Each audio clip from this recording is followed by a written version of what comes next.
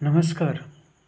एक ओर जहाँ मिथुन लग्न वाले वैचारिक अस्थिरता के शिकार होते हैं, वहीं दूसरी ओर मीन राशि वाले भावनात्मक अस्थिरता के शिकार होते हैं। उधेड़ बुन में तो दोनों होते हैं, क्योंकि दोनों ही द्विस्वभाव हैं। द्विस्वभाव तो धनु भी है और कन्या भी है, लेकिन जहाँ कन्या और धनु के अंदर में एक प्रकार की दृढ़ता पाई जाती है, वहीं मिथुन राशि ऊपर से बहुत दृढ़ दिखाई देती है, लेकिन अंदर से जब बारी आती है एक्शन लेने की, तो उसकी वैचारिक उलझनें उसका रास्ता रोक देती हैं।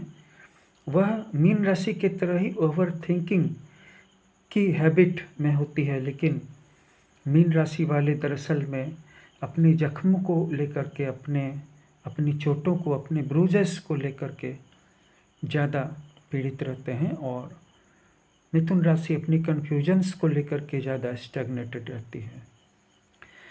अगर आपका कोई भी द्विस्वभाव लग्न या राशि है, तो आपको हमेशा इस बात को लेकर के सजग रहना होगा कि आपके जीवन में जो भी परिस्थितियां हैं, उसमें आपके ग्रह उतना जिम्मेवार नहीं हैं, आपके प्लैनेट्स उतने जिम्मेवार नहीं हैं जितना कि आपका अनिर्णय, इनडिसीजन, इनडिसाइसिवनेस कि मैं ये करूं या वो करूं, आज करूं कि कल करूं, इस व्यक्ति के साथ करूं या उस व्यक्ति के साथ करूं, या करूं भी या ना करूं। और इस तरह आप 4-5 कार्यों को करूं कि ना करूं, करते करते कोई भी कार्य नहीं कर पाते हैं। हालांकि कन्या और धनु थोड़ा सा बेहतर प्रदर्शन करते हैं। कन्फ्यूजन उनके अंदर में भी है। कन्या के अंदर में है कि मैं ये पैसा फलाने बिजनेस में लगाऊं कि ना लगाऊं, घाटा लग जाएगा कि लाभ होगा।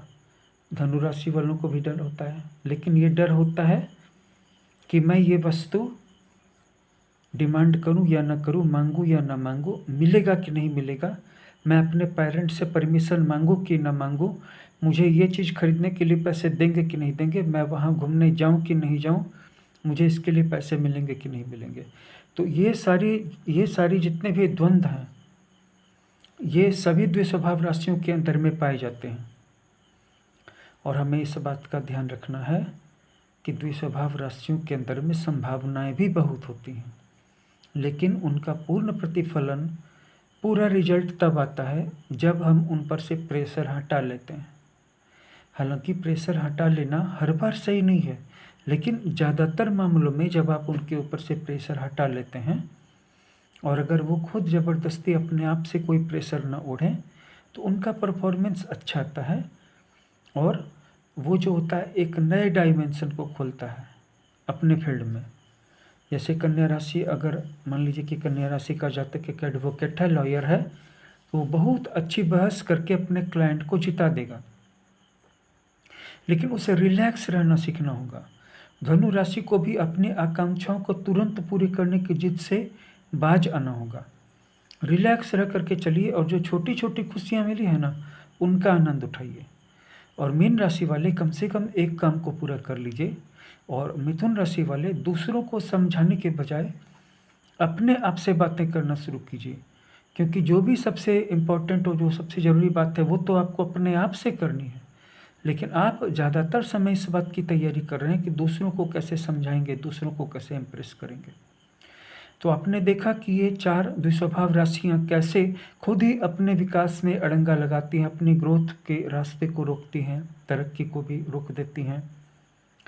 आपकी राशि क्या है? आपका लग्न क्या है? क्या आपने कभी महसूस किया है कि आपका लग्न या आपके चंद्र या सौर राशि आपके विकास के पथ को अवरुद्ध कर रही है? कमेंट में ज़रूर बताइएगा कि आपकी राशि क्या है, आपका लग्न क्या है।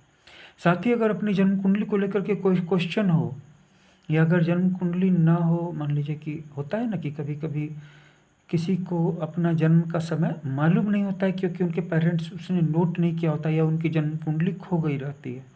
हस्तरेखा है ना, हस्तरेखा देख करके भी हम उतना ही बता सकते हैं, उतना ही फ्यूचर के बारे में जान सकते हैं। फेस है ना, फेस का फोटो देख करके बता सकते हैं। आवाज़ की क्लिप है ना, आवाज़ की क्लिप से भी सब कुछ बताया जा सकता है, यहाँ तक कि फ्यूचर में घटने वाली घटनाएं तक भी बताई जा सकती हैं। आप सिर्फ अपने प्रेजेंट लाइफ के 10-11 क्वेश्चंस को चुनिए, जैसे कि मेरा तलाक होगा या नहीं होगा, दूसरी नौकरी लगेगी या नहीं लगेगी, अगर मैं तलाक दे देता हूँ तो मुझे अपनी पत्नी को हर्जाना खर्चा देना पड़ेगा या नहीं, कोर्ट क्या ऑर्डर देगा। इस तरह के अगर जो पेचीदे क्वेश्चन, हो सकता है कि आपका तलाक का इश्यू ना हो सकता है आपके किसी फ्रेंड का हो, किसी रिलेटिव का हो। मात्र 10-11 क्वेश्चंस रखिए, अपने फ़ोटो को भेजिए, अपनी जन्म कुंडली को भेजिए। अगर जन्म कुंडली नहीं है, सिर्फ चेहरे के फ़ोटो को भेज दीजिए और सिर्फ एक आवाज़ की क्लिप को भेज दीजिए और हस्तरेखा की फ़ोटो को भेज दीजिए, चेहरे की फ़ोटो को भेज दीजिए। थोड़ा टाइम दे दीजिए। सिर्फ 1100 रुपये में मैं आपको सारे सवालों के जवाब दे दूंगा जो आने वाले समय में सही उतरेंगे, क्योंकि ज्योतिष की कोई लिमिट नहीं है।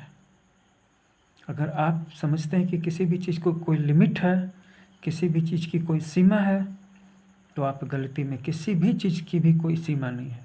और ज्योतिष की तो भाई कोई सीमा ही नहीं है। यकीन ना हो तो सवाल सेंड करके देख लो।